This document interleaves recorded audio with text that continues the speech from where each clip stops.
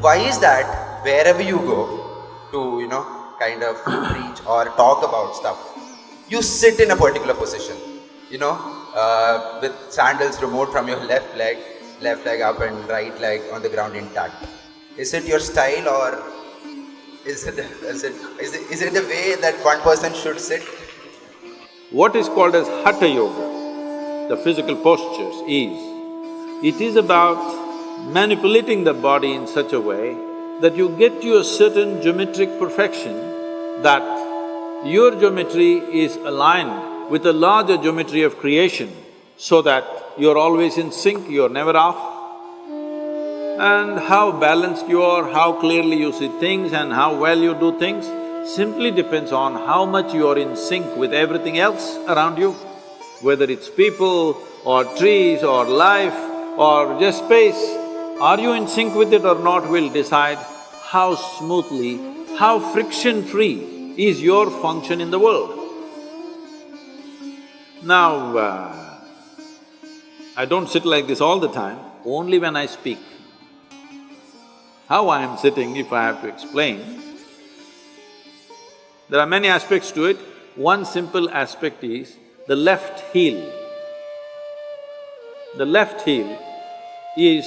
there is a point on the left heel that today the medical sciences are calling it as the Achilles. You heard of that? You heard of the man? Achilles? You heard of the man? You saw the movie. You didn't see the movie? Troy? You didn't see? Very innocent boy. So, you put your Achilles to what is called as Muladhara or the perineum in your body. If these two things touch, many aspects are cleared out in you for that period of time. Many aspects means your thoughts are clear, your emotions are out, and there is a very clear perception of what's happening around you. You heard that Achilles was killed because an arrow was shot to his heel. You don't believe if somebody hurts your heel, you will die, isn't it so? But Achilles died that way. And there's another person who died that way in India way before him. Yesterday was his birthday, Krishna Janmashtami. He also died this way.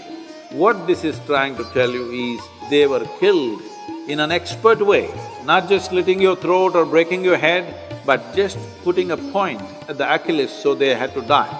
So there is a certain system, energy system in the body. If that point of Achilles is in touch with your Muladhara, when you sit like this, there is a certain balance, that you don't take any sides.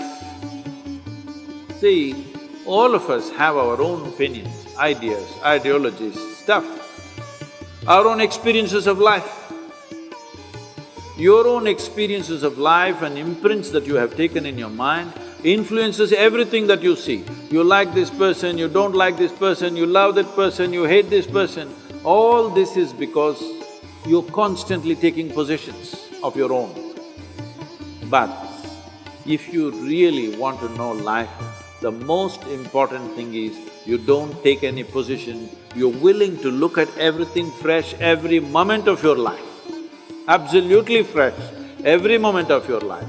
This is very difficult for people to understand.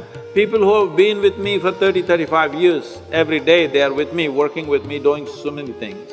I still don't have a single opinion about them.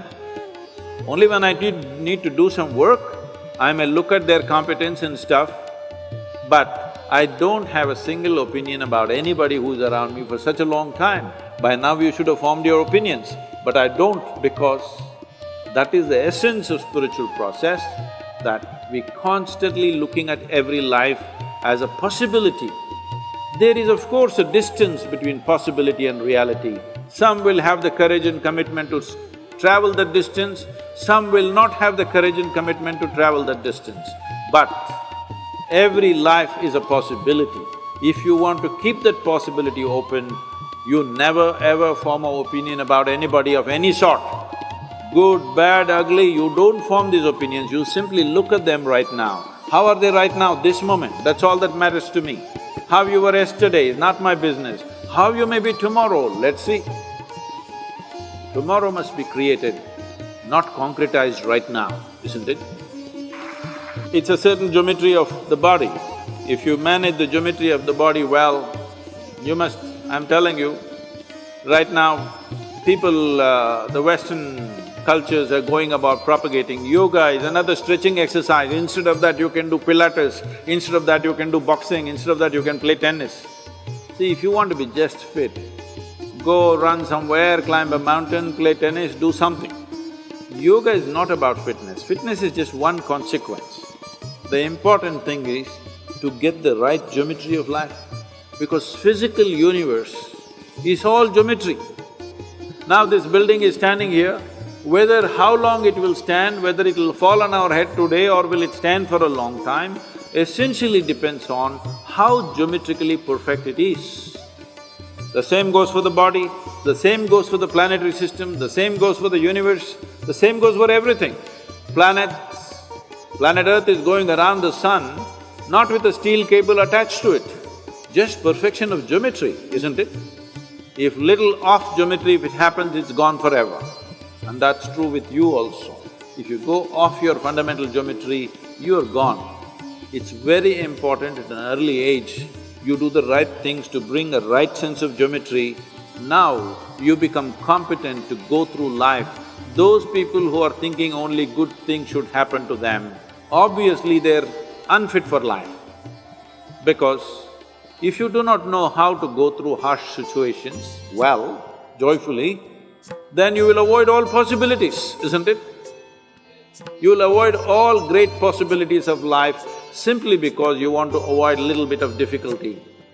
Only when you're geometrically in a certain state of congruence, then you're willing to go through any situation, no matter what it is.